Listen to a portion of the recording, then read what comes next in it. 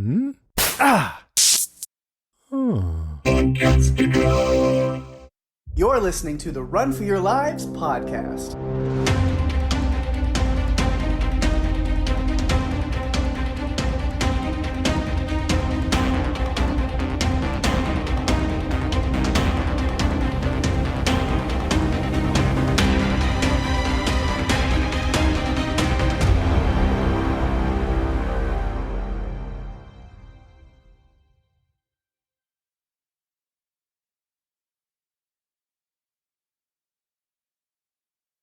Hey everyone, welcome to the show. I'm Daphne. And I'm Pake. And this is the Run for Your Lives podcast. This episode, we are talking about the survival horror film Until Dawn, directed by David Sandberg and released April 25th, 2025. Yes, I have seen this game played. I did not play it myself, but I have seen it played. It was fun to watch. A lot of it didn't match up to me as far as what was happening in the movie, but some things kind of made sense. I've played the game multiple times. I really love it. It's one of my favorites, for sure. And I knew going in that this was going to be very different because it kind of has to be. The gameplay style does not really work one-to-one in a film adaptation. I'll fill in first that information, I guess. I don't have, my notes are not compiled. I don't have them. I'm giving you a heads up and the listeners our usual, character breakdown. I don't even have my notes done in that way. They're just still in chronological order as I took them while watching because, it's hard for me to break stuff into character anyway, because everything was just kind of a group effort for the most part. Until the end of the movie, you have Clover kind of breaking away on her own, and there's a little bit of split, but it's still not really enough for me to be and then she gets her whole own section because of that one scene. So, before we jump in, we'll go ahead, and it was filmed in Budapest, Hungary, based on the 2015 PlayStation video game. Budget was $15 million. It grossed $51.5 million, which, that's kind of successful. That's good. Was 103 minutes long. Pake, give us that synopsis that you love to bring every week. Do I love it? I don't know. You force me to do it every week. I force you to do it every single week. Yep. A group of friends trapped in a time loop where mysterious foes chase and kill them in gruesome ways must survive until dawn to escape it. Name drop. That's what Steve Brown would say to that. Yes. Had a lot of those moments. Yeah, so again, I'm a big fan of the game. I've played it multiple times. And as you said, there were things that were different as you've watched the game. Because, obviously the big change is it's a really cool game premise. There's a lot of them like it, and I'll talk about those in a minute. But the idea is you have a core cast of 8 characters that the game bounces you around playing as. Mm-hmm. And also, just to go ahead and, not really spoiler, we're going to talk about it anyway, but Peter Stormare's character of Dr. Alan Hill in this movie, he is the only person, he is reprising his role from the game. Yes, that I knew. Which is really cool, and I was super excited to see that. Where he kind of is this guide, narrator, in a way throughout the game of, fear and what does it do with people. It's very similar, which was really cool. I was like, hey, I really enjoyed seeing him reprising the video game character role. But so as you kind of bounce around these 8 different people that you're playing as, it's all about choices. It's the butterfly effect is a big thing in the game, which there were a lot of butterfly symbolism in this movie. That was I noticed which that. was cool. Yeah. But the butterfly effect in this game, where every choice that you make, every action, the things you say to other players, the things you do in a moment, quick time events, things like that. At the end of the game, basically, all 8 characters can be alive, all 8 can be dead, or any combination of in between. All characters have a chance of living or dying throughout the game, for the most part. Yeah. This first, Until Dawn, I think there's one character that's pretty much they're gonna die no matter what, but it's part of the story. But yeah, it's really cool. So it's like, well, how do you do that there? And there's actually even an interview with David Sandberg where he mentions we could have done it that way, and there was original like scripting, like we were trying to work on a way to like really do that. And he was like, but if anybody's played the game, you've already seen like the 10-hour movie version. And so it's like, it would be a shorter version telling the same story, and it's not interactive like the game is. So what would be the point, really? Right. Like, it would just not work. I have to tell you that for me, going in, having seen the game played, but not for quite a while, I tried to look at this movie without that thought and look at it like it was a standalone movie without things. Kind of like World War Z, like that's kind of how I approached that movie too. Yeah. And I found it much more enjoyable because I wasn't thinking about all the game stuff. Yeah. Because the cast was very different.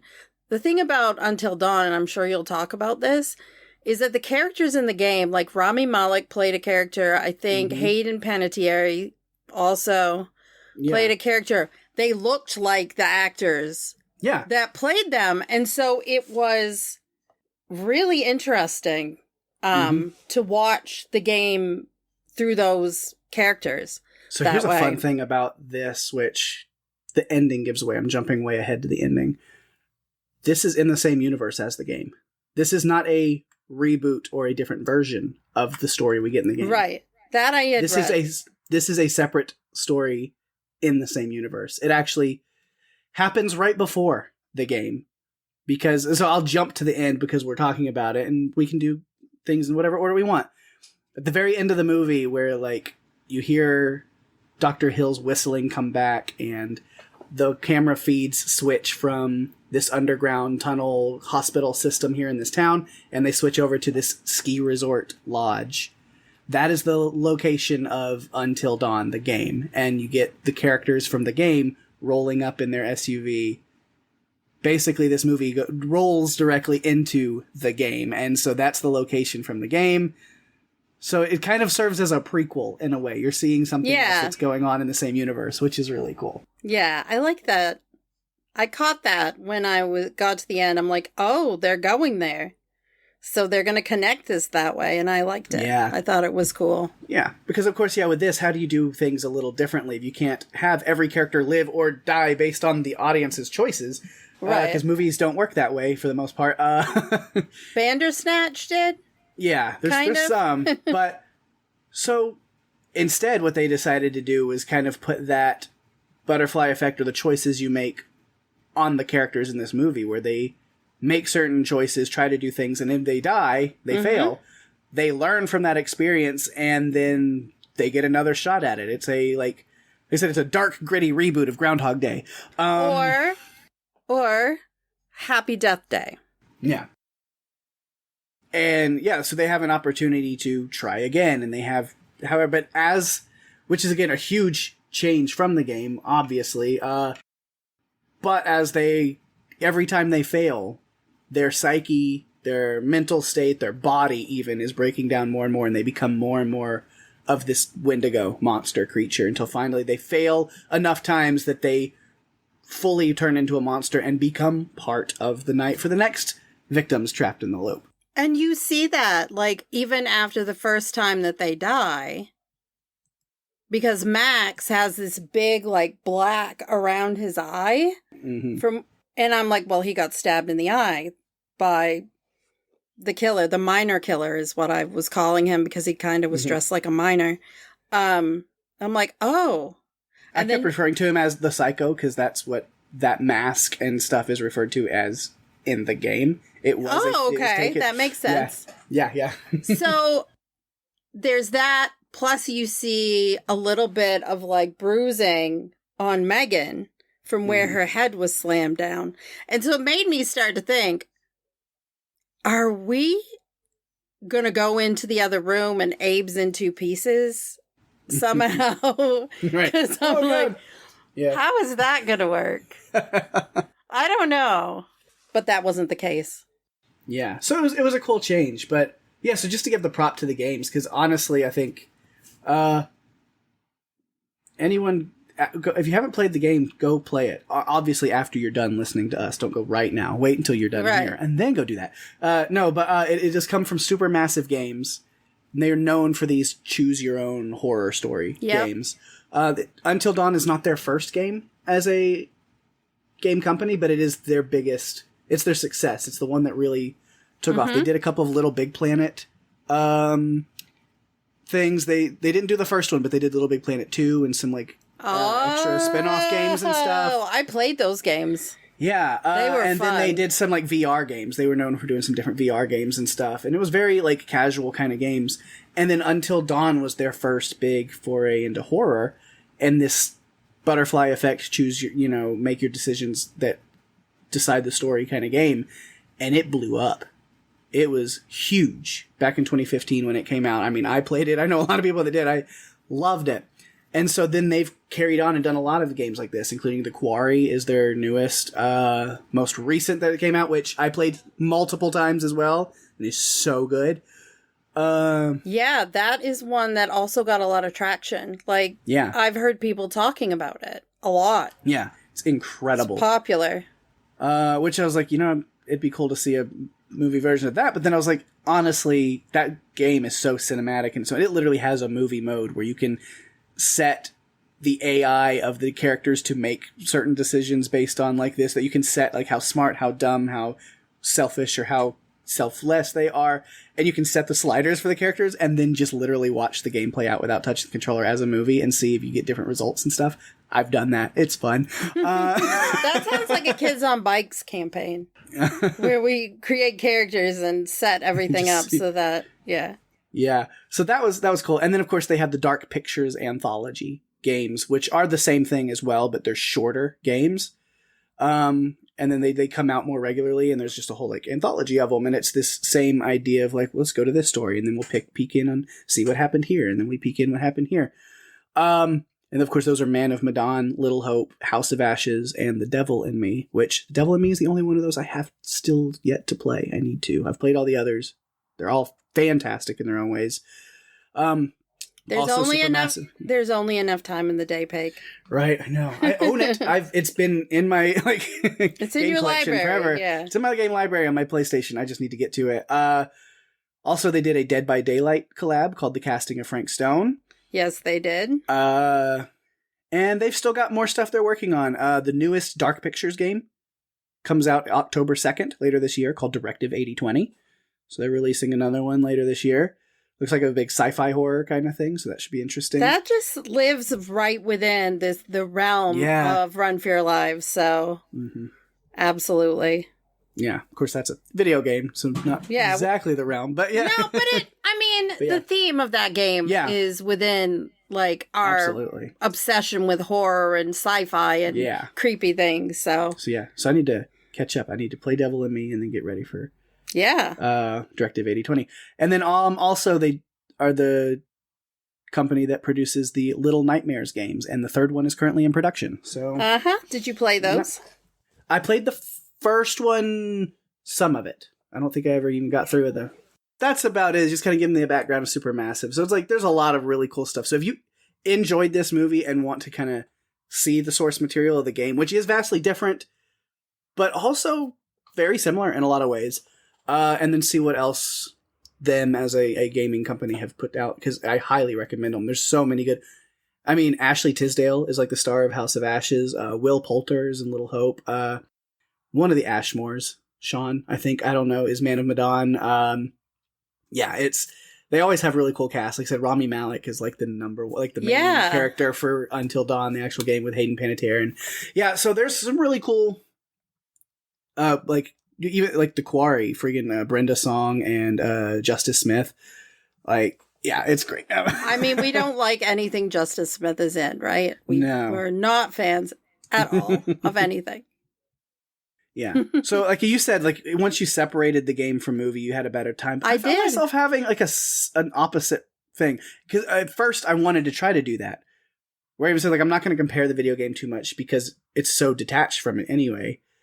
But then I found so many things that were direct nods to the game. And even though it is a different story, as I said, it's actually kind of a prequel. but it set up so many things, and there's so many things that are in the game that they still made sure to include and give nods to. And it made it better for me. When I was thinking, I was like, I'm not expecting things to be the same because I know they're not, but to see similar, like some of the same characters with Peter Stormare, some of the same kind of storylines or arcs, or some of the things that I'm like, oh, this is definitely an Until Dawn thing. Because it definitely has the vibe, and a lot of nods to the game, even like the opening with Melanie. Very similar to the opening of Until Dawn. It's a different story, but it is also, I don't want to spoil too much of the game because I honestly really want people to go play it, but it kicks off a very similar way. It is a group of friends who are a year later reuniting and kind of in honor of one of the characters' sisters who had gone missing and is presumed dead out in the woods. And so they're kind of getting together. It's a very similar setup for sure. Mm-hmm. Yeah. But I thought the cinematography was really good. Just the way that they created this light and dark moments with underground and above ground and all of that. And then the addition of all the buildings as we got further into the story. And so I went and looked into it to see who did the cinematography. And it was Maxime Alexander, who's worked on some other things that I have enjoyed.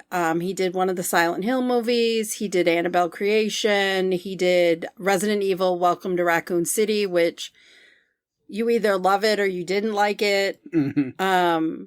But those are just some of the movies that he had done. The Hills Have Eyes, like way back. Not Wes Craven, like way, way, way mm-hmm. back, but Alexander Aja. So I wasn't surprised that I liked it because I do like what he brings. I wanted to ask you before we start, like, really diving in, the music that was in this movie reminded me a lot of video game music. Like it. Yeah, which, I mean, some of the ambient kind of music sounds are definitely there. But one thing that wasn't really in this movie that I kind of missed from the Dark Pictures games is they all kind of have like their own theme songs that are like full, like folky kind of dark music with like vocals and like lyrics and like that kind of fit the theme of each one. And they didn't like have something like this for that for this movie, which I thought would have been really cool. Yeah, I don't remember that from watching it. But again, I watched it like 8 years ago, so I'm not going to remember. But I do remember some scenes. And yeah, it's weird when you're watching characters that look exactly like the actors like die. It's like, it's really I remember weird. back, in like 2014, like a year before the game came out, I was like, stuff about it had come out. It was a big undertaking. It's like this unknown, like indie developing company is doing something like this. It was very like, that's quite an undertaking. It's like every choice you make, every character can live or die. Like there's a lot of hubbub about the game before it even, like a year before it even came out. And I remember talking with my friends being like, I am so going to buy this fucking game the second it comes out. Like, I can't wait. And so, yeah, it was great. And it definitely was worth it. I didn't think it held up to the hype, but, it's a lot of variables like that they're putting into play. Yeah. But even though I remember seeing the trailer for it and just being blown away, I was like, oh, that is Rami Malek. Like, yeah, that's it. Like, it's, you know, full like voice acting, but also the mocap and everything. It was like, they are throwing the actors into this game. And most video games do that now, but it was one of the first ones I remember really seeing doing that. That's what shocked me at the time. I couldn't believe like how they were able to pull that off because I hadn't seen it.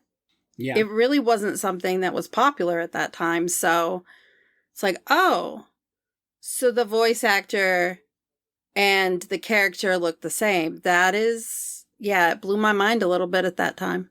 It's not something I'd seen. I game, yes, I play Dead by Daylight. I play a couple of other games. I didn't play this game. I watched it because to me, it's like that cinematic movie. So it's like a 10, 20-hour movie that I get to watch and see what happens. And I liked that part of it. I like games like that, the story-based games. Oh, yeah, that's my bread and butter for sure. I mean, the best games of all. And it's mostly all PlayStation. Sony knows what they're doing on the single player story games. Because Yeah. the Spider-Man, the Insomniac Spider-Man games, Red Dead. So like pretty much Red Dead. anything that Rockstar puts out. The newer God of War games, the Horizon Zero Dawn, Horizon Forbidden West, Ghost of Tsushima with Ghost of Yote coming out soon, like later this year, and I'm so stoked for that one. Erika Ishii as the voice actor and mocap for the main character, so I'm excited to play as Erika. Love her. Also, I feel like am I leaving something out? I don't know, but yeah, the Star Wars, the Jedi Fallen Order Jedi, which again, Cal Kestis, very mocap and same voice. It's Cameron Monaghan, incredible. But yeah, right. So yeah, so this is right in my wheelhouse. So of course, like all these supermassive like Dark Pictures games, definitely in that like wheelhouse of bread and butter, my favorite games. So much good stuff. Anyway, where were we on that? So go play the game. I think that's kind of my final on this like opening statement about the game is if you haven't played it and you have a PlayStation, go, and it might be on other platforms at this point, even though it was a Sony exclusive for sure at first. I think it might have branched out by now. So if you haven't played it, it's on sale a lot. It's not super expensive. Go for it. Go find it. It's a fun one. I think it's super fun to watch. I feel like at this point in my gaming life, I could play it now. Mm-hmm. I couldn't have back then. Yeah. But I've played enough Dead by Daylight that I feel like I get game mechanics down, that I could figure it out and figure out what I'm supposed to be doing.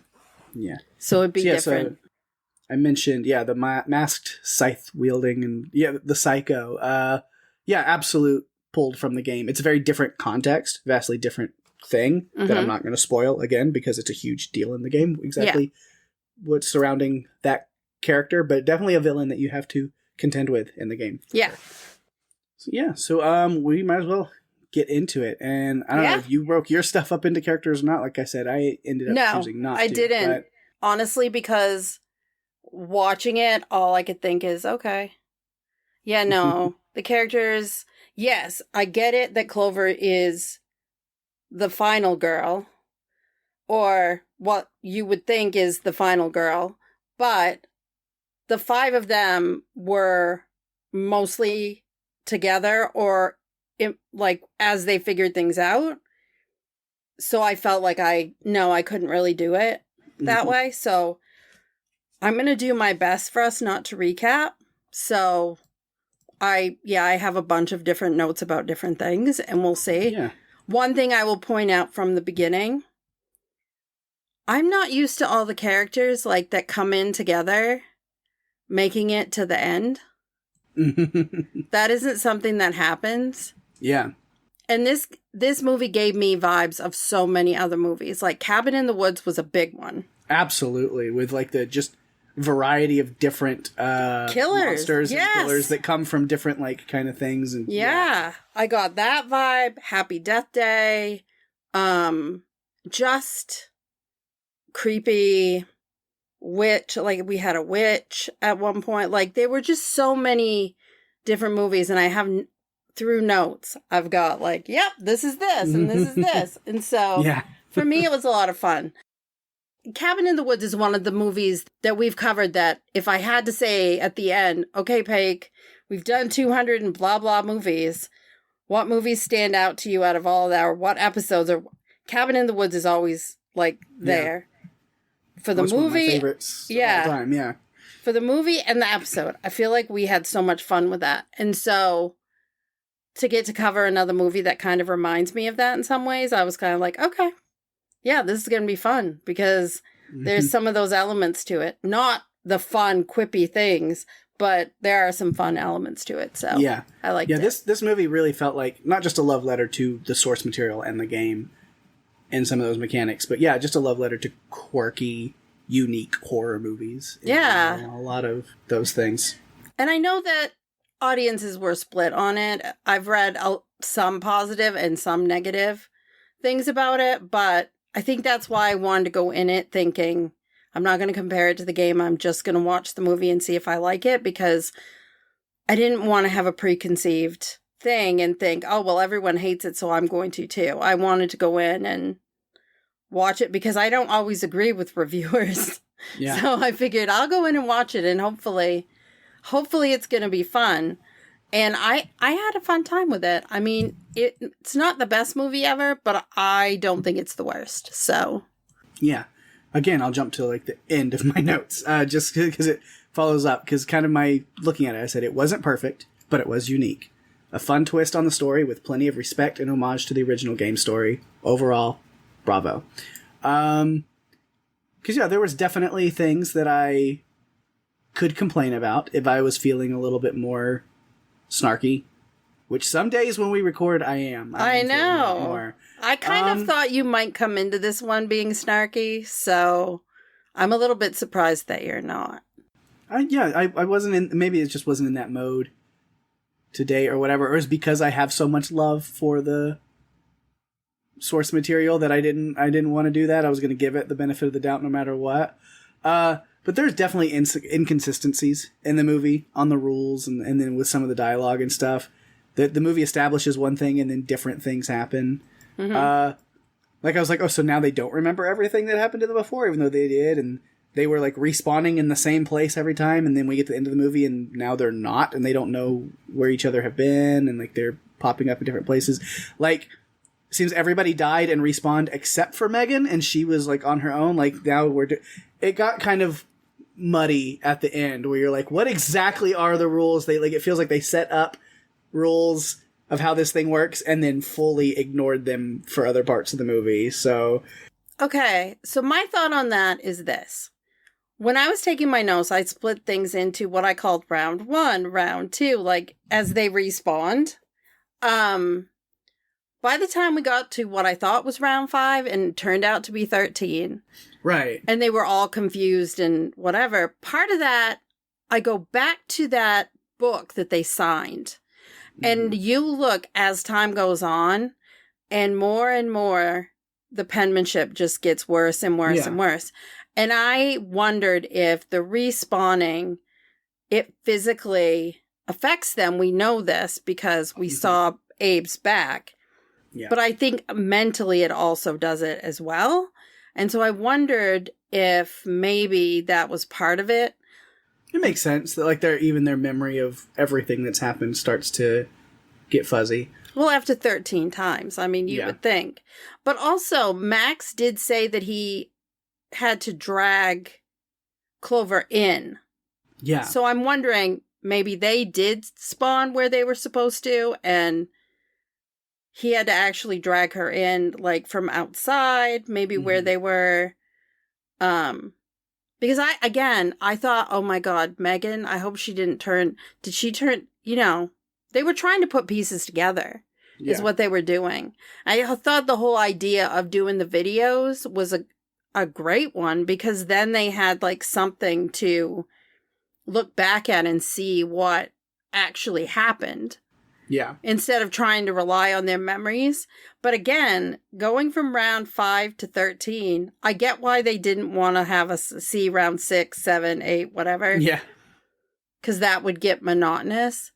But it was like a big jump, because if you look at them at that point, they did look mentally frayed. Yeah. They were mentally like stressed. The stress and the process of rebirth or, returning was a lot on their bodies, including their brain. And so I thought maybe that might be why it was a little weird. I also thought that this movie kind of was about friendship. Like, at least for 4 of the characters, Abe is kind of like the outlier, but the other 4 seem really, really close and were so determined to kill themselves so they can come back and try to save all of, like, to make sure everyone gets out. And they were really determined.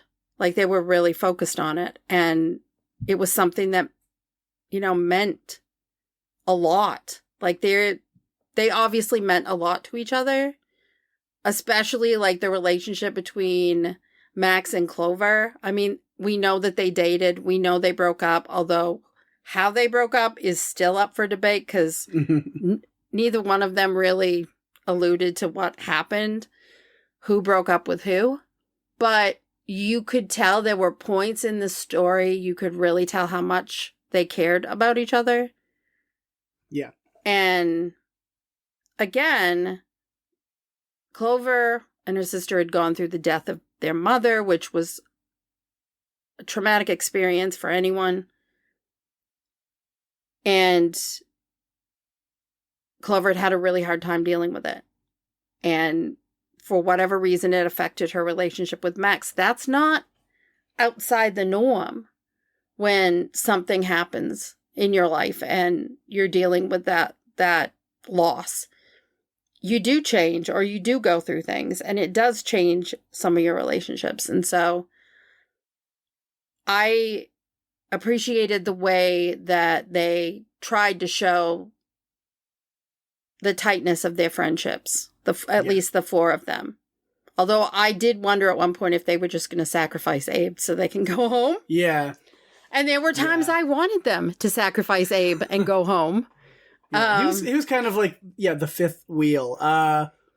He was. Yeah, as we talked about, because after the death of their mother, Melanie, which Clover's sister, took off, like, it was like she was going to, get some space, which, again, I don't blame her. Like, it felt like Clover blamed her for that, of like, oh, you're running away from everything. And it's like, I get it. Like, change of pace, change of scenery, something fresh. Don't let yourself wallow in familiarity if it's just painful. Like, go do something different. She was going to college, going to school, trying to just get, like, new stuff. Like she said, I'm not running from anything. I'm running towards something. And exactly. And she wanted Clover to come with her. Mm-hmm. She wanted to bring her along. She didn't want her to stay there. It seems like to me that Clover had maybe been more at home with all the things that were going on with their mom, and maybe because of that she felt like she couldn't leave. I'm not sure, but it was heartbreaking to watch them separate, and you realize, well, her sister's not going to live, and this is the last time that they see each other. Yeah. Before it all happens, and it's just really sad to see that. But yeah, so you have Clover and her friend group. They're on this journey of some kind. They're not necessarily looking for Melanie. It's been a year. Yeah. But they're just kind of retracing her last known steps. It's like a memorial, but it's not even that, because they don't want to give up hope. It's just, there is like this hopeful gesture, and it's like, well, maybe if we travel the same place she did, because she was making little like videos, like documenting where she was. So it's not like she just went completely off the grid until she did. And so they're like, we'll retrace her steps and see what was happening. It's like, maybe we'll find some kind of answers. And if we don't, then at least it's a connection to her. Yeah, it was kind of like a memorial. I think it was giving Clover the opportunity to have some closure of some kind. Yeah. So that maybe she could move on with her life. Because she wasn't. They talked about she had tried to commit suicide twice. She was not in a good place. Yeah. And they were really trying to save her by taking her on this adventure to, I don't know, some sort of cathartic experience. I'm not sure, but they were willing to do whatever. And you know what? Those are some great friends, to be willing to do something that they probably didn't want to do, but they did it for her. Yeah. Yeah, and so Abe, not really that core friend group. We find out he's just Nina's current fling, tagging along. Been together 3 months. Yeah, and that's usually about what Nina lasts with relationships. 3 months. Then it's over. Mm-hmm. But they're at this Hartley's convenience store, which is named after one of the characters from the game, which is fun. Yes, it's so cool. Where, Peter Stormare reprising his role secretly. At first I was like, oh, he's not reprising his role.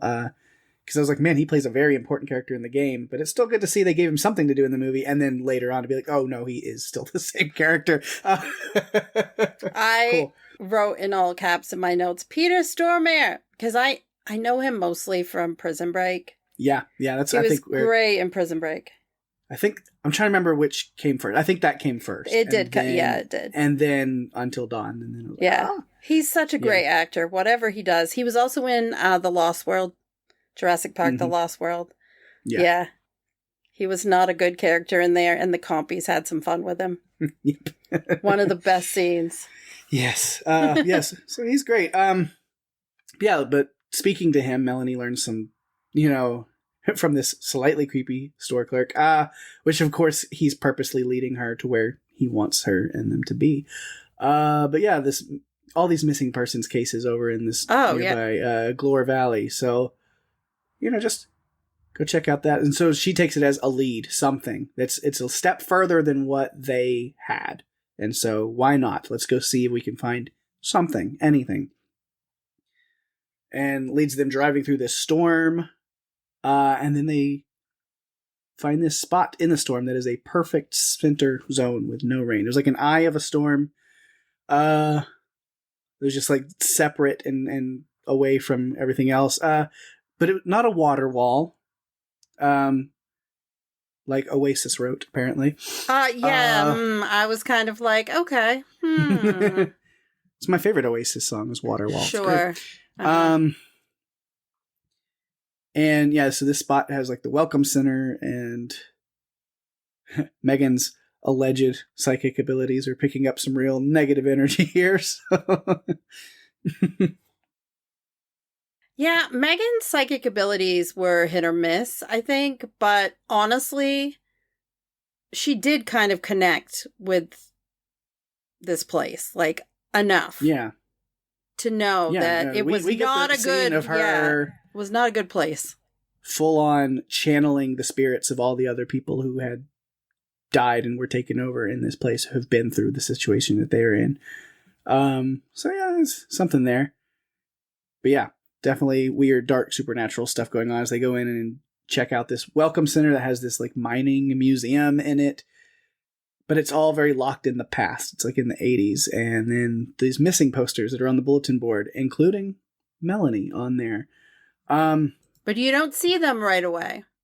Mm-hmm. And when Abe went in that room, I wondered if maybe these bingo night posters and other things were covering something else. Yeah. Yeah. And of course the hourglass contraption on the wall, very reminiscent of the game. I think that's even like the cover art for the game itself, is kind of this skull with the hourglass. It's very reminiscent of it, at least. And then of course it's like, Nina, don't sign your name in the book in the haunted museum. That is basic horror stuff. What are you doing? I know. They were, yeah, absolutely. That, they were like these catalysts. It's like the, moving it's the missing same as picking up a weird leather book in the basement and reading the Latin in it. What are you doing? Exactly. Signing the guest log, wiping the mirror, going into the rain, and something to do with the missing posters, I feel like were the catalyst things that kind of made everything start. But then there's a point where Abe goes to check on a noise, and I'm like, no, you don't do that by yourself, ever. No. Mm-hmm. What is it with you guys? Like, why would you do that? Right. Yeah, so that's... Yeah, the Melanie's name is written over and over in the book. They realize that after, less legible each time, like we talked about. So it's like, that's not a good sign. No. Of things to come. She's not playing beer pong.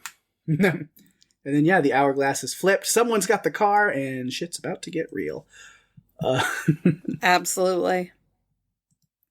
We get the killer with the mask back, which, yet again, very important to the game in its own way. Even Abe getting split in half. It's a different context, but it's absolutely 100% a game reference. So I was like, yeah, R.I.P. Abe and Nina for now. Dun, dun, dun. Because then Max is next, which was just dumb on his part. Trying to save the day. You don't go out and do that. I mean, honestly, he had the right idea as far as hit him with a chair and then he's going to... It's like, no, you're going to get it. It's like in wrestling. If you take the tables out, you're the one that's going to go through them. It's like, it's a thing. Yeah. Megan gets beat to a pulp, and then it was just Clover left and run, and she takes off into the woods and then trips and falls because she didn't press square fast enough. I can't lie and say I've never made that mistake myself. But, Yep. I immediately knew, when she goes running through the woods, again, because playing the game, I was like waiting for the quick times, like press square now, press X now, press triangle now, press square. And it's like, well, she missed one of them and she tripped on a vine. That's what happens. Mm-hmm. You can't miss one of the buttons that pops up on the screen, or that's what's going to happen. You're going to fall. And then we've killed the entire main cast in less than 30 minutes. What now? I know. Movie's over? I didn't know this was a movie short. Man, that would have been a quick one. Yeah, but no, that's just when things are starting to get interesting. So we talked about they awaken back at the moment and locations they were in when Nina signed the book.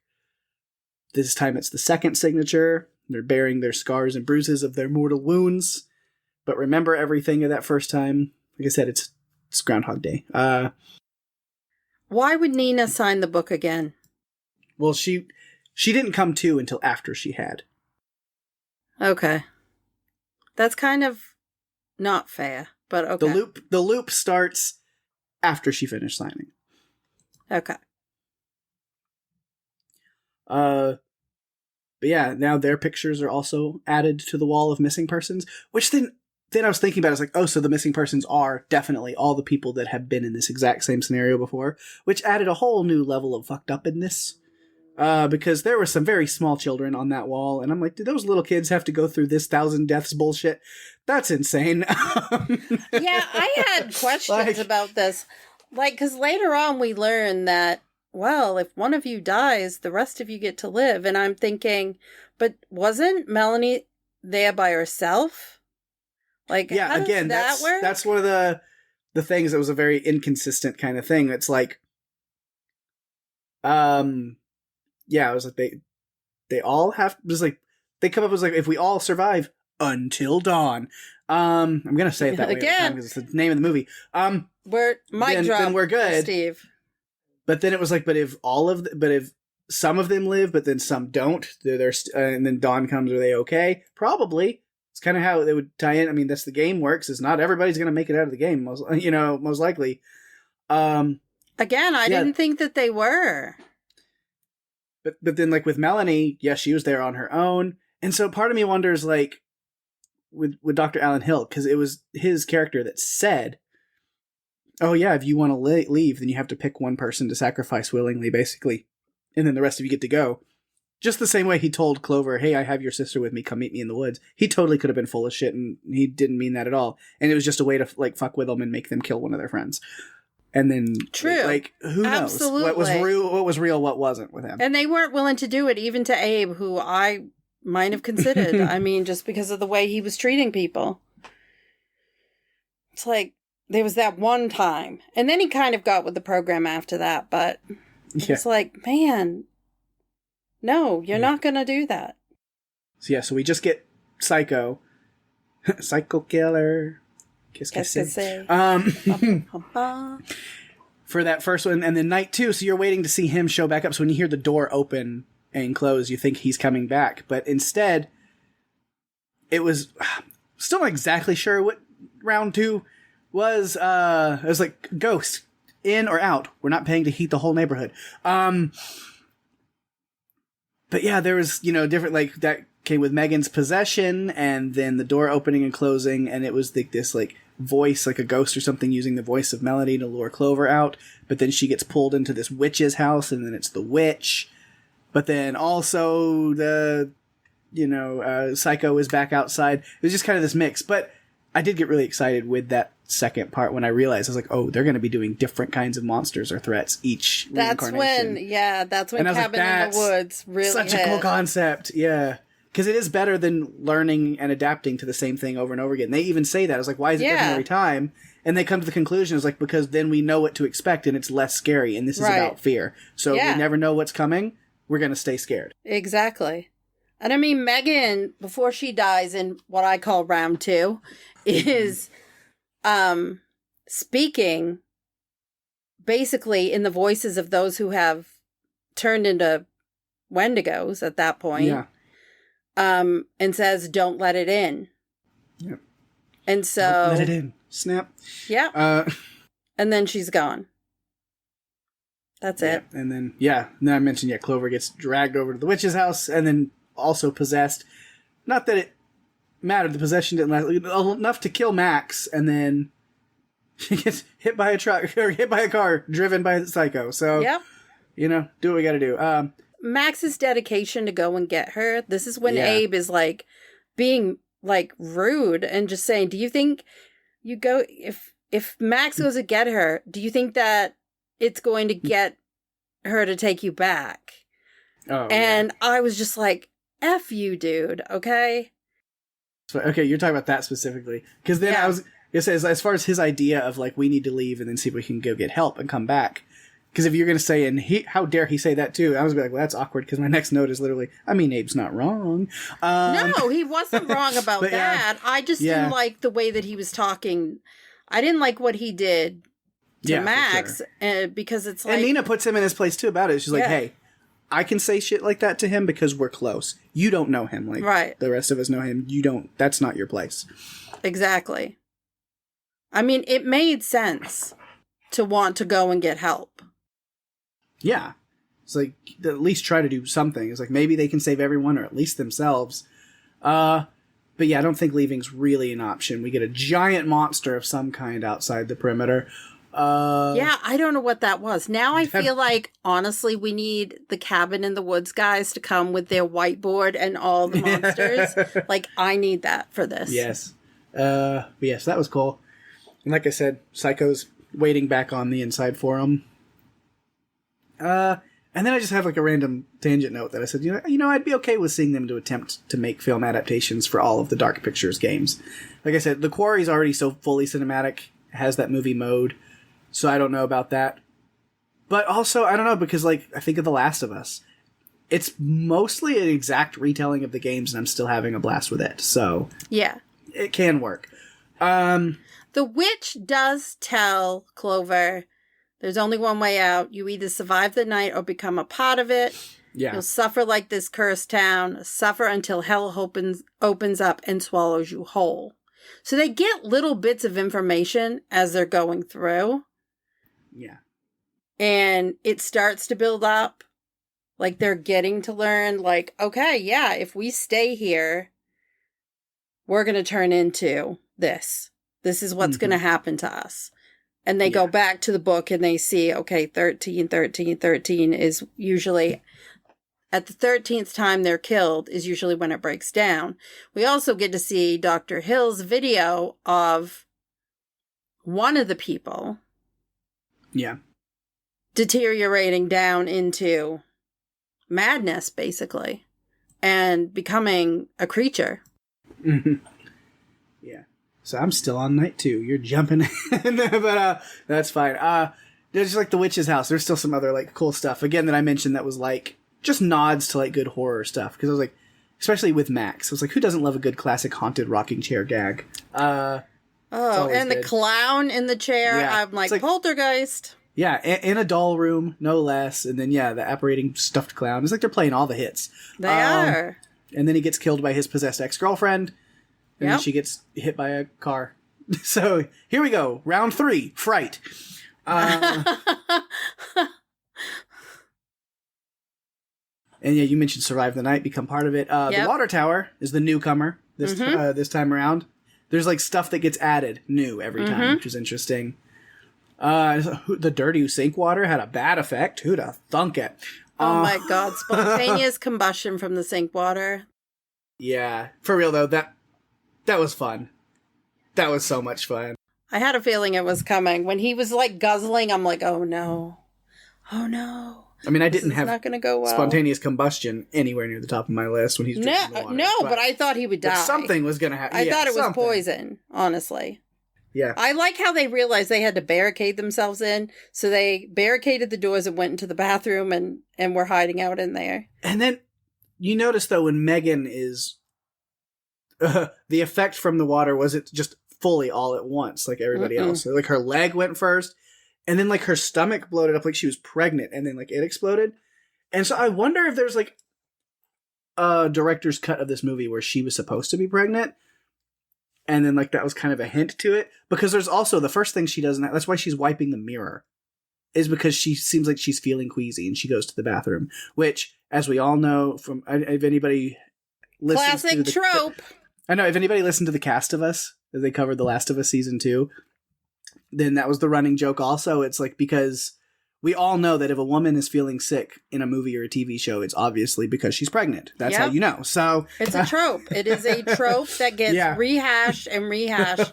I was on The Cast of Us to do feedback, and we rehashed it then. Yeah. Crazy. But yeah. So again, we get more Peter Stormare, with like the video and stuff like you mentioned, which it's an interesting take on his role because in the game, he never interacts with the characters in the game for the most part. There is an exception. There is an exception. Yeah, there is an exception with the character interaction, but for the most part, he's kind of the narrator or the guide for you, the player. Yeah. In the events of the game. Yeah. So a lot of basically the same speech he gives to Clover about fear is, I don't think necessarily exactly word for word, but almost exactly the same speech at the beginning of the game he gives you, the player, of what do you fear? What is your, and he has this whole like spiel about fear and the actions you take in the book. And so that was cool to kind of see him give a version of that speech again in live action. I was like, oh yeah, I remember this. And it was terrifying when he did it then, and it's still kind of terrifying now. Yeah, he does creepy very well. Mm-hmm. Even when he was the store clerk, he was creepy to me. I'm like, this is not good. This is not good. I just had a feeling he was going to show up later. Plus, I knew he was in the game, so I'm like, are we really going to get that? And it did happen, so. Yeah. Yeah, so the water thing. And it seems like, because when they were like blowing up, because that's when they were talking about, like, you got to kill me because we're almost there. So it seems like I was like, that went by super fast. I was like, they probably just sat there in that bathroom for most of the night. Yeah. So they almost made it until dawn, but not quite. And that's when they realize, like they learn about the town sinking down towards like, so that must be the front door. And they open the door and it's the tunnels towards everything. And all the Wendigos are hiding down there. And so it's like, maybe don't go into the underground tunnels full of the sounds of creature shrieks. Because if the game taught me anything, the underground tunnels are the worst place to be. Don't do that. Well, I think of The Descent. I think of Chud. Anything where anyone goes down underground, it's usually a very bad idea. Yeah. And so again, as you mentioned, the experiments that Dr. Hill was doing, which were turning people into Wendigos based on his experiments, which is very different from your typical Wendigo lore. Yeah. But they're trying their best to match it to this new version of the story in the movie. I was debating whether I even want to like spoil the fact that Wendigos are definitely a big part of the game, but like, yeah. But like, as far as how everything works, there's still a lot to learn. But yeah, it's not the same way. They don't work. It's more classic lore. It was an interesting twist on like the Wendigo kind of thing here, which I don't know. I think I've mentioned it before back when we covered Antlers. I love Wendigo lore. It's something that I've always been a huge fan of. Like, it's very interesting to me. So, well, we've kind of like talked about Wendigos and Jotun and all of these like creatures that there's a lot of background like lore and discussion are available, and it's fascinating because there's just so much that you can dive into that you could get lost in it. I think so. Yeah. And then that's, we get to the place where, Hill says the way out is actively choosing one of the 5 to sacrifice. Only one dies, the other 4 can leave. Meet with Clover out in the woods. Melanie's with him, which again, because that part ended up being like bullshit. I mean, Melanie was there when she went out, but yeah. But then, yeah, it kind of leads you to think, like, is anything he's saying really true? Or he doesn't want to give any of them any opportunity to leave. No, but they're very determined. Like, there's a point around round 3 where, before the combustion, where Clover is trying to get Max to kill her. Because she's like, no, we have to do this again because we have to save Megan. We have to save everyone. Like, we have to get out of here. They were very determined. They were not going to just accept that, no, it'll be the 2 of us. We're the only ones that they wanted to get everyone out. Yeah. But learning this, Clover runs off into the woods and they try to stop her, except Abe has, again, his kind of like, it's selfish in a way, but he's like, no, let her go, because then even if it is a trap and she dies, well, then one of us is dead and the other 4 of us can get away. And again, pissing me off. They're not a big fan of that plan, to the point that I was like, well, I guess impaling someone with a giant pickaxe is one way of saying we're breaking up. Although she does stay with him until the psycho arrives. And that's in round 4, what I called round 4. Yep. Because then Max goes out after Clover. Max and Megan do. Megan doesn't quite make it. There's something in the trees. Quick, we got a Wendigo now. But then, like, the glass ceiling breaking bit was nice. It was very fun. And that they brought it back with the psycho later, that was really fun. Like, okay, we're going to do this again. All right, I see that. They got the map. That's when they, like, got a map and started to realize, like, where things were, which made sense. I liked that back in round 2, when Clover went into the house, we got that little flash of on the TV about the cave-in. But you don't really realize at that time just how bad it was until you get to later and you realize, no, the whole town sunk and 1,100 people died. Like, it was a really big problem. And we learned that Dr. Hill was brought there to treat people. I don't understand his bedside manner, because it was not helping anyone. Right. He tortured them. Yeah. So there's the trap of Hill luring Clover out. Max going to save her. They did find Melanie, which wasn't as happy as they would have liked it to be. Yeah, no. At one point, Max puts a bear trap on her face. Do what you gotta do. One way to slow her down. Mm-hmm. Yeah, it's because Clover's not going to leave without her friends. No. It was worth a try to see what's happening. So, Max has to kill her, and then he goes out with a bang. Yep. Maybe he was going to try to see if he could infect Melanie too, with why he drank the water before walking over to her. I don't really know if it works that way. I don't know about that either. But the whole water thing comes back later in such a great way. I was so excited for it. Yeah. And then we jump forward, night 13. Like you said, seemingly the final attempt. There's a Ferris wheel outside now, so that can't be a good sign at all. No. No, there's a lot more outside. Like, there's a whole town outside. It's because, again, we went from what was supposed to be round 5 and ended up at round 13. Yeah, it's like we skipped over a lot. We do get the flashback, like you said. They don't remember everything, so we get kind of how convenient story plot device of Abe taking videos of the different things that they've been doing, so they can look back and just see, some of the horrors they faced together. Montage. Creepy things crawling into Clover's face. Ooh. That was not pretty. That was really freaky. Yep. I like some of the staticky effect on the video, where the video had been glitched or affected, which is cool. And then where the videos end, I was like, Megan, if you're gonna follow Hill to try to find answers, maybe take the phone with you to actually document things instead of leaving it filming in the other room as you walk away. What? Okay, sure. Yeah, I don't know what that was about. I feel like sometimes and it's not possible for this, but there characters that are in horror movies should have to take some sort of mandatory class. It's part of the plot because, I mean, if she took the phone with her, then they wouldn't have had the phone to look through the videos to see that's where she went. It's true. It's true. It's true. But still, it's not the best writing. You can find better ways to get to places, but, you know, I'm not going to judge because I'm not a film writer, so can I do better? I don't know. Yeah. And then again with the sirens, zombie sirens, maybe. It seems. I wondered about that. Or maybe the sirens were about...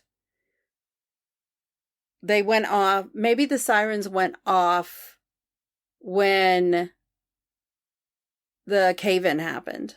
Like it, I don't know, some sort of thing we don't really that get went an off. explanation I don't know. for it, but yeah, it's creepy. Adds to the creepiness. But yeah, it seems this is the last shot. So I mean, if it is, we stick together. Because like Clover was going to go originally just at first. I brought you all into this mess, so it's my responsibility. And they're like, no, this is the last chance we get. We stick together. Yep. And as Max said, you know, because it means more if it's the one shot. Yep. And Clover says something that kind of goes back to what her sister said when she was leaving. Let's start running towards something. Let's try to get out. And honestly, Clover also shares, you know, Melanie was her family, but so are they. And that always resonates with me because I really think that some friends are family. They're the ones you pick for yourself. And I think the friends are the Wendigos we made along the way. Sure. Are you a Wendigo, Pake? Who knows? Yeah, so Megan went down there after Hill, so the group's going to go in after her. And as they get down there, I told you the underground area is going to suck. And then I got to wonder immediately as they're like walking down these corridors and underground areas, I was like, okay, are they going to do... There's one scene from the game, one part. Not even a scene necessarily, I mean, it's a gameplay moment. That is the most stressful part of the whole game for me. And I was like, are they going to do it? Are they going to pay homage to it? Are they going to do it? And they absolutely did. And it was so cool. I'll get to it in a little bit because I was wondering at first. So I took a note about it and I was like, here's the thing that I hope they do. And I'm not even going to read the rest of that note because they do it and I'll go over it. But they did take weapons, Pake. Like Clover had a pickaxe. Yeah. I'm like, okay, we're not going down there to paint our nails. We're going down there with intention. Absolutely. And then at this point, this is the point where I said, would you keep putting yourself through this to save your friends? Like, is that something that I'm like, yeah, I would, I think. I would. Yeah.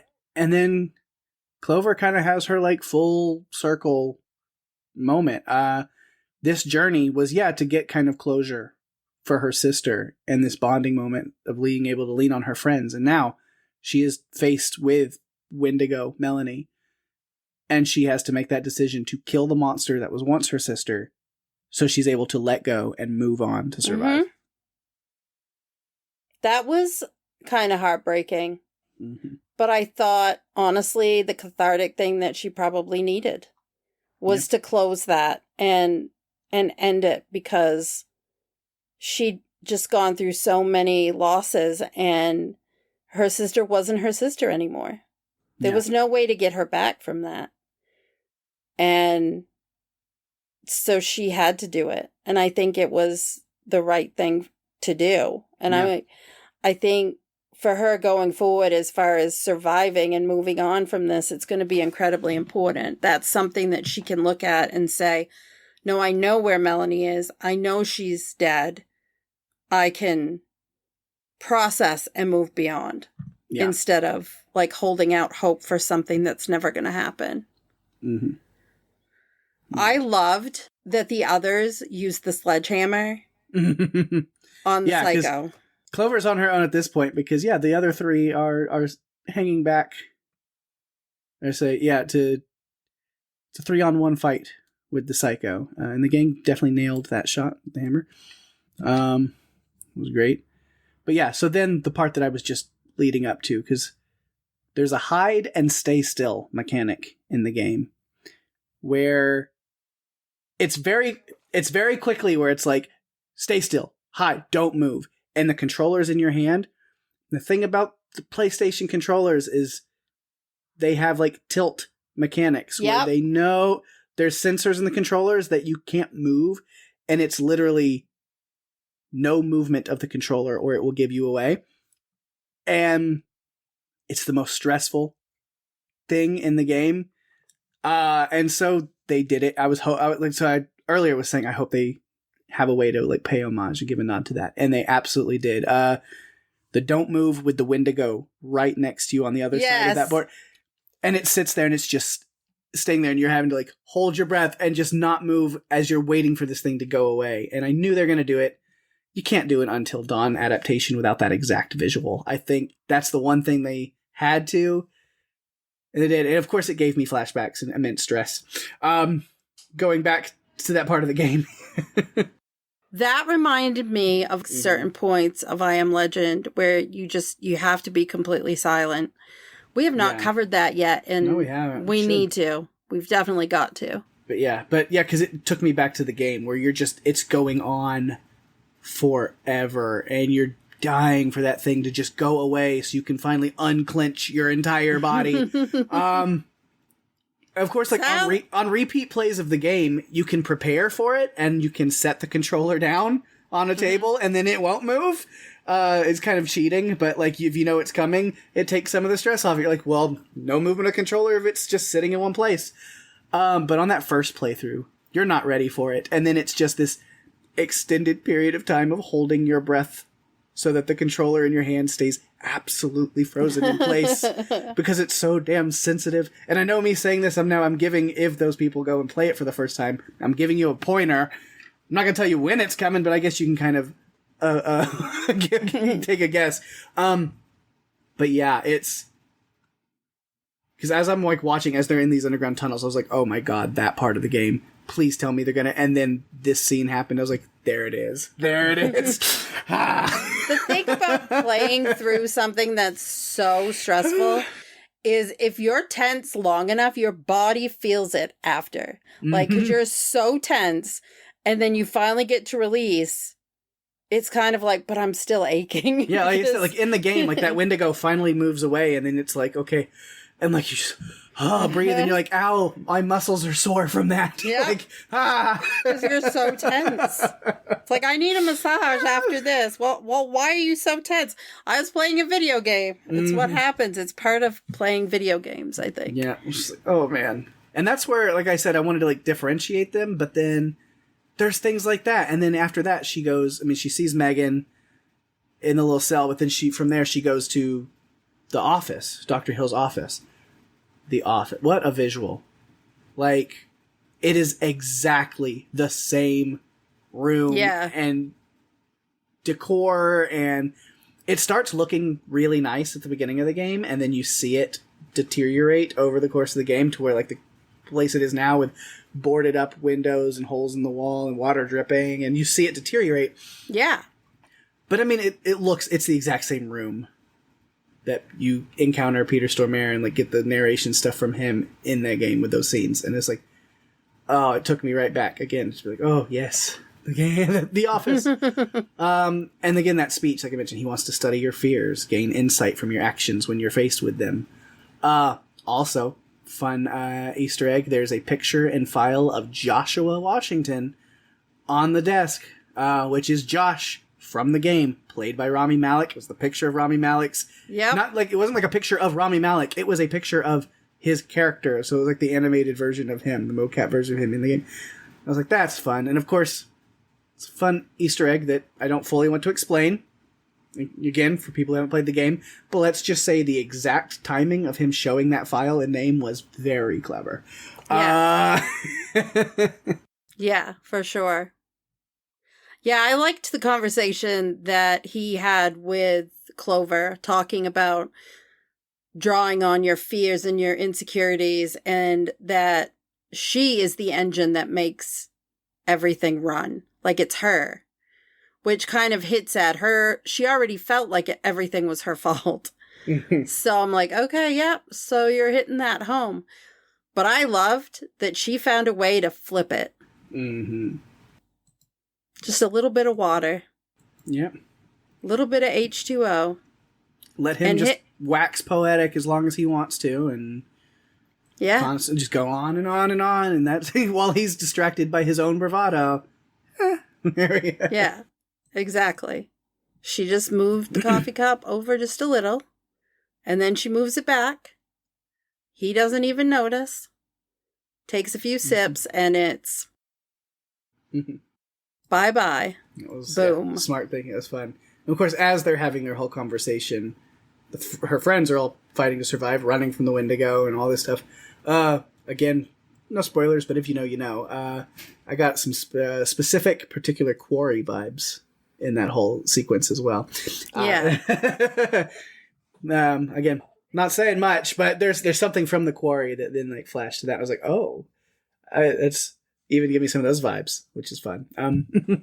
I like how this movie it paid homage to the game, but it also paid homage to so many other things too. Yeah. Different movies and different tropes and things, and did it in, I thought, a decent way.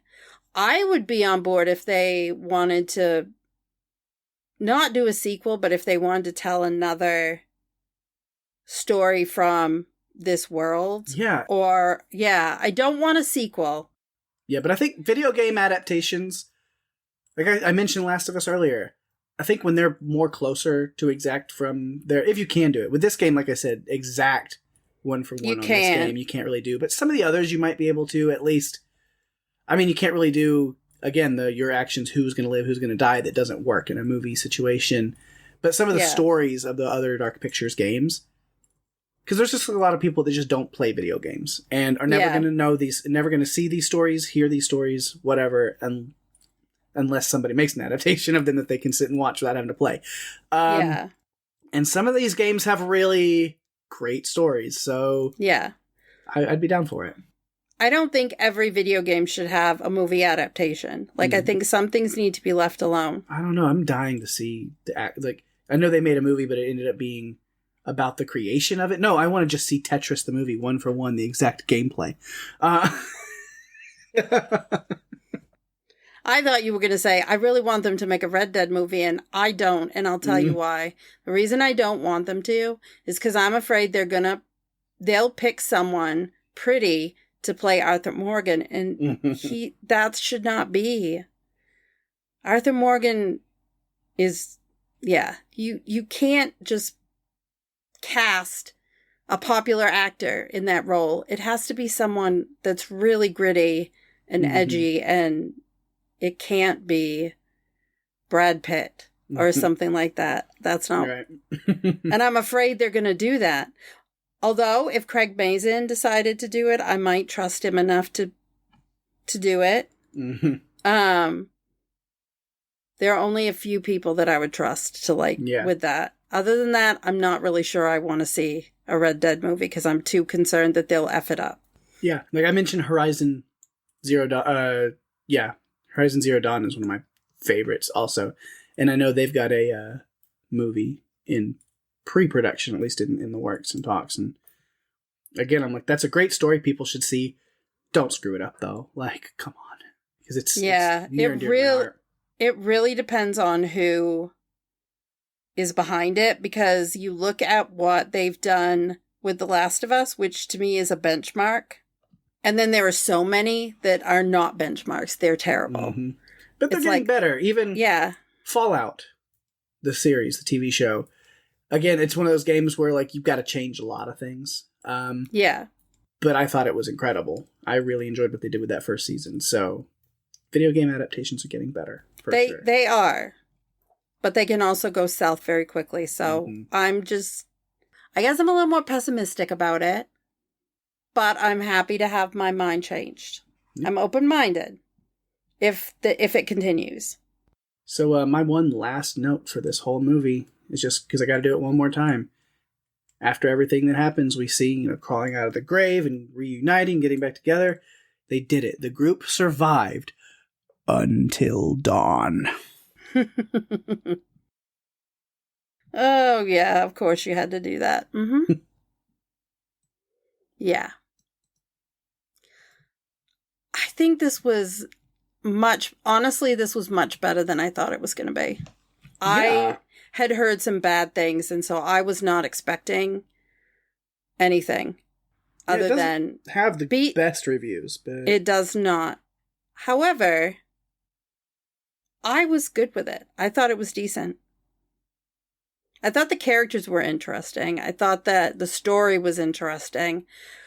And I thought, given what they were trying to do, trying to make it like a prequel is definitely a better way of going about it than trying to recreate the magic of the game in a movie. Like, yeah. Sometimes you can't do the direct adaptation. Mm-hmm. You can't. You have to change it up. And so I'm happy that with the way that they did this. For sure. Oh, well, there goes the feedback phone. My goodness. Man. Already talking that long? All right. Well, maybe go answer that and see if anybody has something to say. And we do have a little bit of feedback this week for Until Dawn. So, see if I can say it like I did earlier. Until Dawn. You make it sound so ominous. I know. When you do that. Of course. So yeah, we'll go ahead and just get right into it. Daphne, you want to go ahead and take that first one? Alma says, "Oh, snap. I didn't know this movie was streaming already. I wanted to go see it in the theater, but missed my chance. It looked kind of good. The premise was interesting. A horror Groundhog Day." Yeah, I think that's exactly how I referred to it at one point. She and Catherine got into a discussion in our feedback post, so it was kind of interesting. They were sharing pictures of cats. It was kind of fun. Yeah. Uh-huh. I'm kind of in the same boat because I remember it was a similar thing. So I went and saw Thunderbolts opening night because I always do with Marvel movies.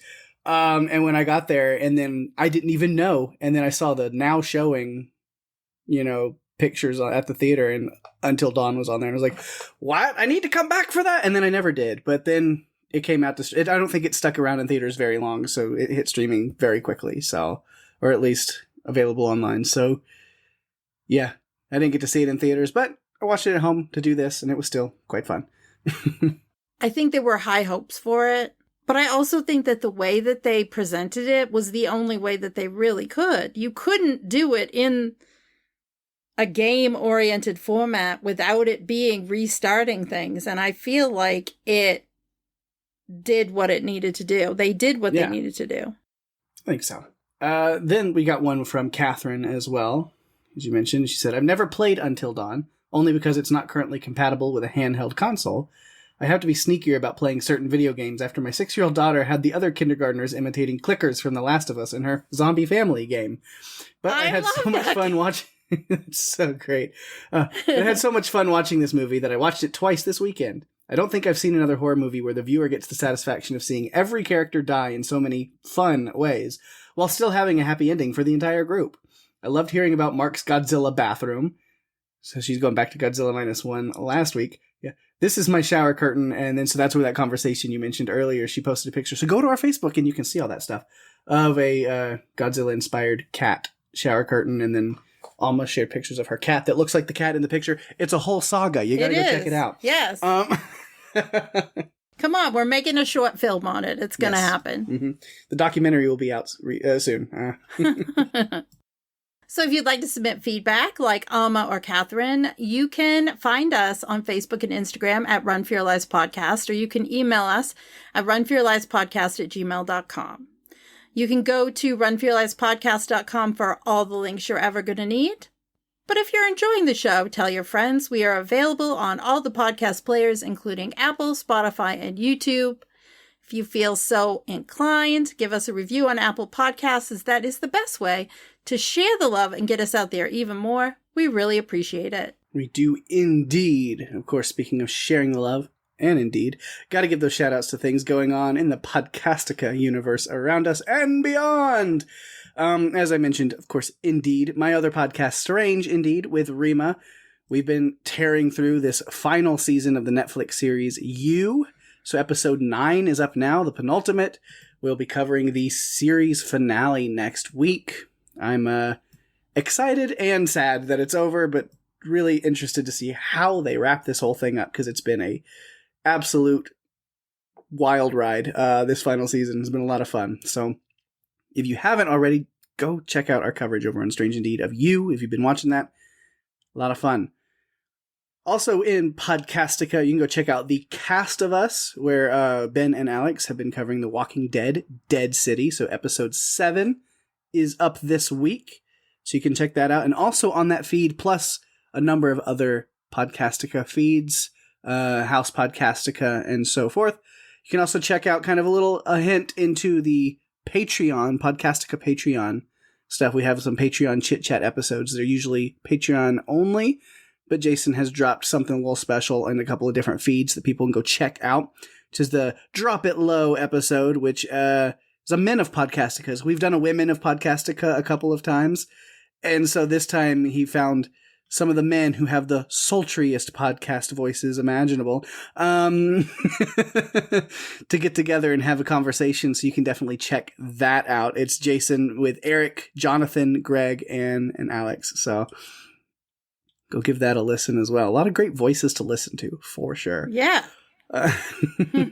Also, the Murder Magnets podcast is going, which is, of course, covering Poker Face Season 2. So Penny and Jason are covering Episode 8 this week over there. You can go check that out. And speaking of Penny, of course, her, Kara, and Sam are back with Still Slaying, covering more Buffy, as they're in Season 4, Episode 8 this week. You can go give that a listen as well. And then Jason has got, because, you know, the man's not busy enough. He doesn't do enough things. I don't think he puts enough effort into podcasting, and he needs to do more. He's not fully busy yet. He still has hours left in his week, so he's got to fill those. So he's got a new podcast he's going to be working on called Wax Episodic, Obsessive TV Talk with Jason Kabassi. And he has, instead of all kinds of, different shows, different feeds for a lot of different shows that kind of do one-off seasons here and there and split a lot of time. So a new podcast feed where just a lot of different rotating shows, similar to what me and Rima do with Strange Indeed, you can check out. And so I believe the first one he's going to be doing over there is the new Alien series. So yes. Alien Earth, you can definitely be waiting for that. So when that comes out, Jason and I'm sure a rotating list of guest hosts will be over there talking about Alien. I think he's going to be doing that with Randy and Kara. Okay. I think the difference between this show and House Podcastica is these are podcasts that Jason is on. Yeah. They're going to cover this show, and then he's going to, with different hosts, cover a different show. He's going to be the main component of that. But there will be different hosts for the different series that he covers. Cool. So Alien Earth will be their first one over on there. So go look up Wax Episodic. And Daphne gave you the info earlier. If you need to find any of these podcasts, podcastica.com. That's the place to look. It's all there. It's easy. It's great. And then outside of Podcastica, of course, we love to give some love to our good friend Mark Kirkman with his Pirate Core Entertainment Podcast Network.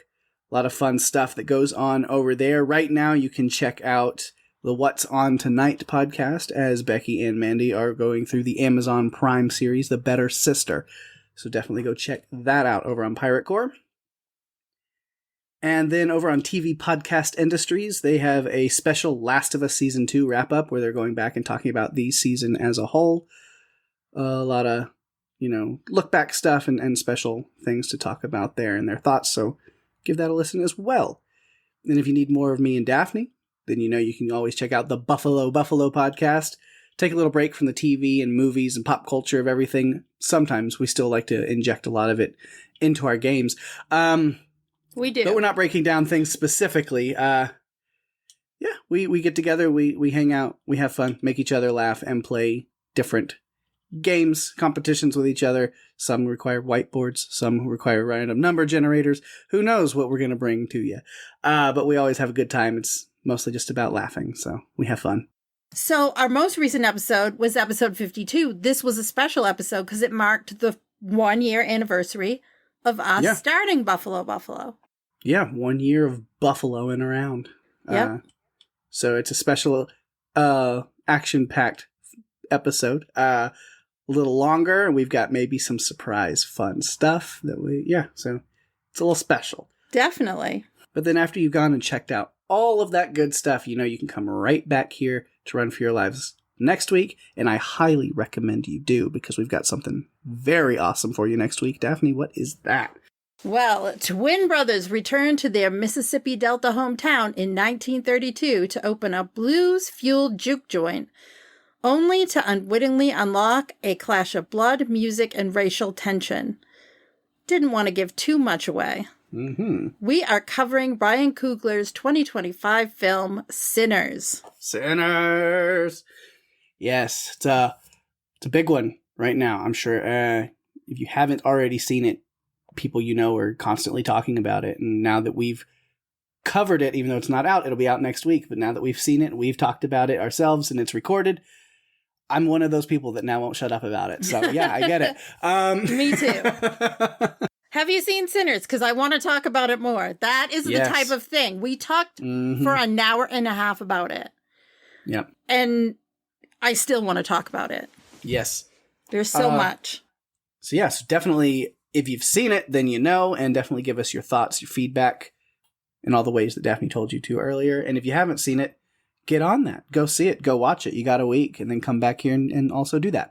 Yeah. Well, that brings us to the end of another fun episode. Thanks, everyone, for listening. I'm Daphne. And I'm Pake.